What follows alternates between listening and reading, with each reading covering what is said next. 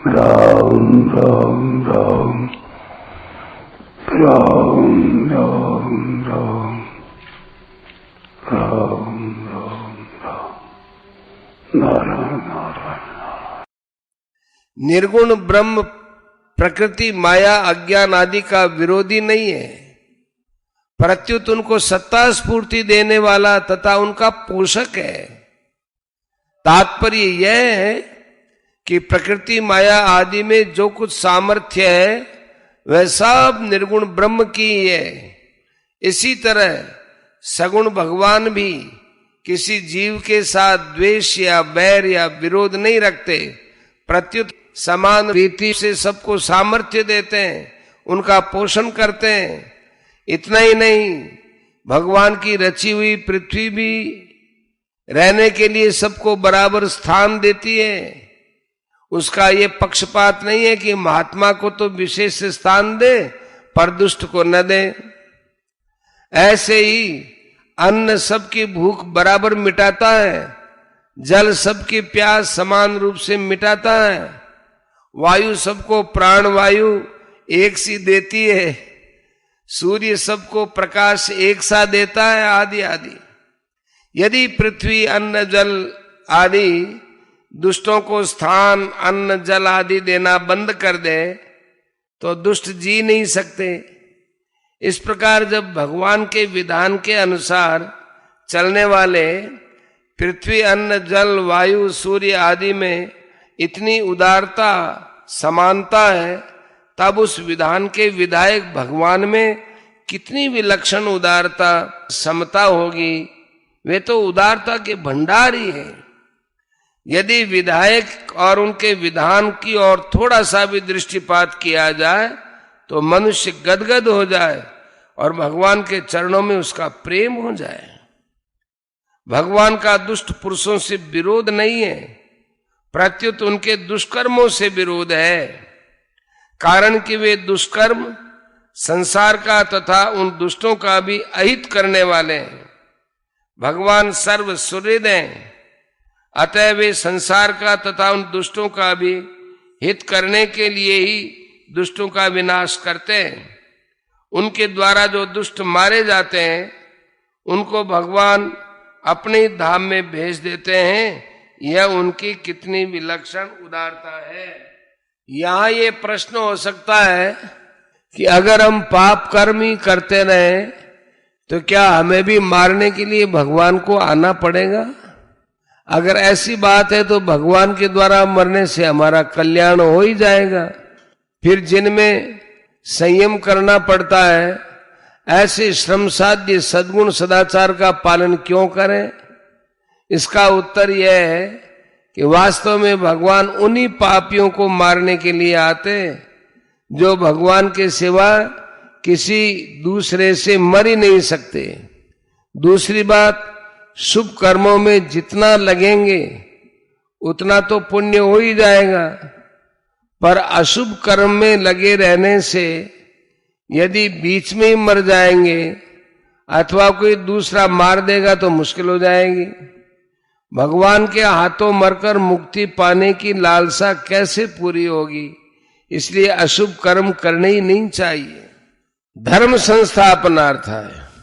निष्काम भाव का उपदेश आदेश और प्रचार ही धर्म की स्थापना है।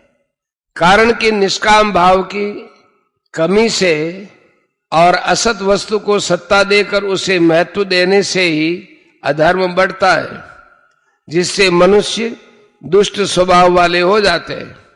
इसलिए भगवान अवतार लेकर आचरण के द्वारा निष्काम भाव का प्रचार करते हैं।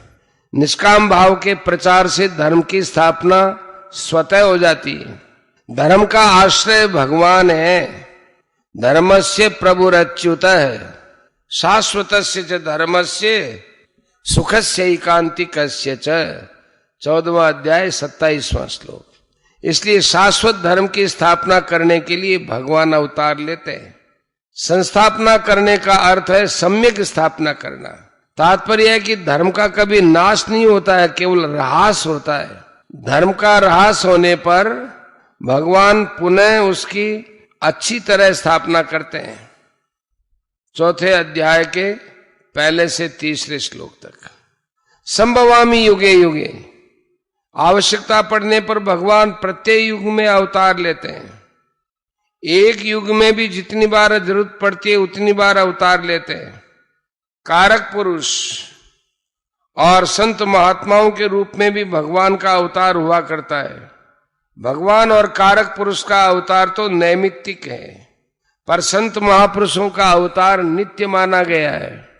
यहां शंका होती है कि भगवान तो सर्वसमर्थ हैं, फिर संतों की रक्षा करना, दुष्टों का विनाश करना, धर्म की स्थापना करना, ये काम क्या अवतार लिए बिना नहीं कर सकते?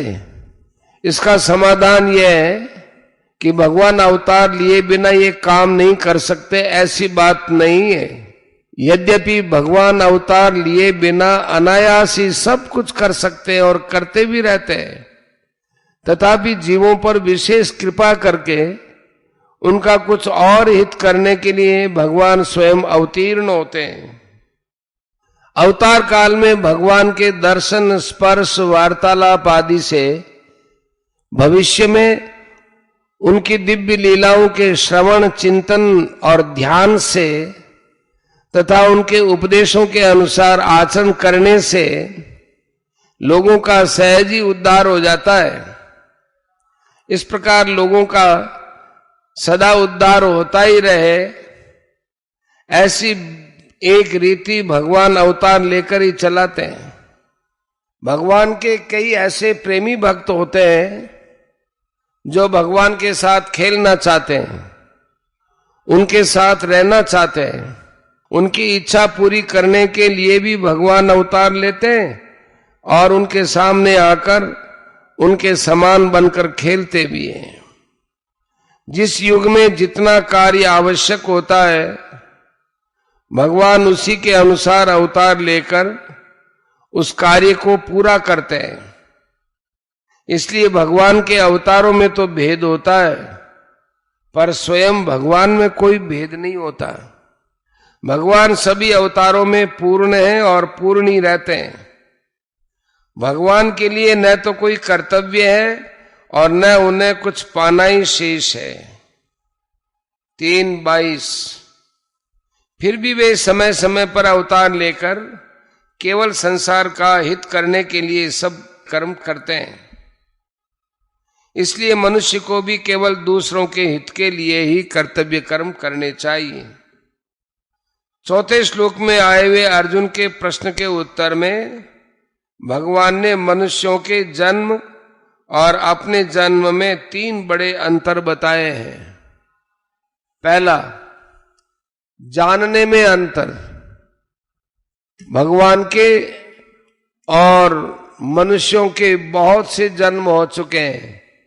उन सब जन्मों को मनुष्य तो नहीं जानता, पर भगवान जानते हैं। चौथे अध्याय के 5वें श्लोक में। फिर जन्म में अंतर। मनुष्य प्रकृति के परवश होकर अपने किए हुए पाप पुण्य का फल भोगने के लिए और फल भोग पूर्वक परमात्मा की प्राप्ति करने के लिए जन्म लेता है, पर भगवान अपनी प्रकृति को अधीन करके स्वाधीनता पूर्वक अपनी योग माया से स्वयं प्रकट होते हैं। 4:6।